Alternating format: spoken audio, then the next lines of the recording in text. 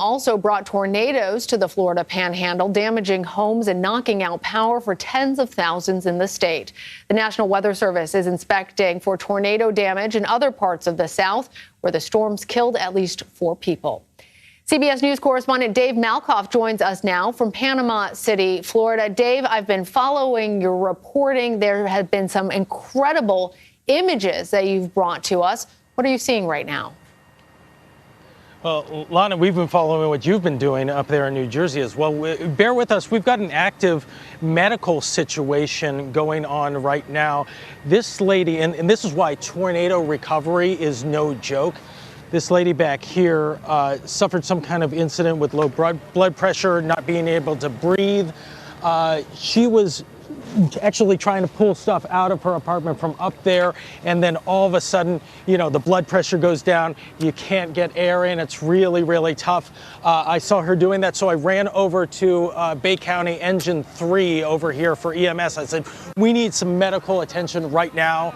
They were able to pull her out of here, assess her, pull the ambulance across the bridge, which is not very easy to do because there's all these down power lines here, and you have to get the ambulance through this area and go very slow so you're not driving over those power lines. What happens in these disasters is maybe we get 5 people who are injured during the tornado itself, and that's what happened in this one. But after the tornado, that's when you get actually more injuries, Lana, than you have during the tornado. You have people going through their apartments. You have people who step on nails. Right. There's very sharp edges of things like these things here, and you can cut yourself, and you can also be very hurt just by standing here in the sun. She went through Hurricane Michael in this apartment complex. It's been 5 years since then. This apartment complex wasn't touched during Hurricane Michael, but that building back there, it was destroyed, and now it is again. And now we have somebody going to the hospital, another transport on top of the 5. So that's at least 6 people who are transported from here. Just bear with us. This is what we're doing. Right. We're in it with everybody else and trying to find out what's going to happen in the next coming days, months, and years for the folks who have gone through this devastating rash of tornadoes. You raise such a good point that so often people become injured after the storm has passed through. So people think that they're in the clear, but then there are heart attacks, there are injuries.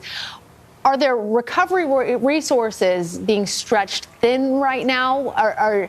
Is there sufficient aid getting to people who need it? I'm so glad to see that first responders were able to get to her and that she's now being transported to get some help. Yeah, it's really tough. I mean, these line crews here, they're from West Palm Beach, and they've come from southern Florida to here. They have about 15 on this one team of contractors for FPL.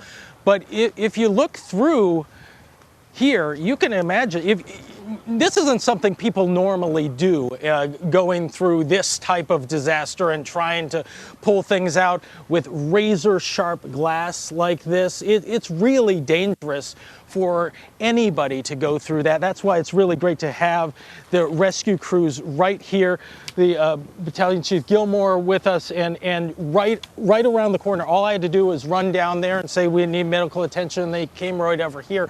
So that's why we need to have all the first responders right here on scene. And it is an ongoing problem. The tornado has passed, but the danger is still here. Absolutely. Well, please thank all those first responders. Dave Malkoff, appreciate you.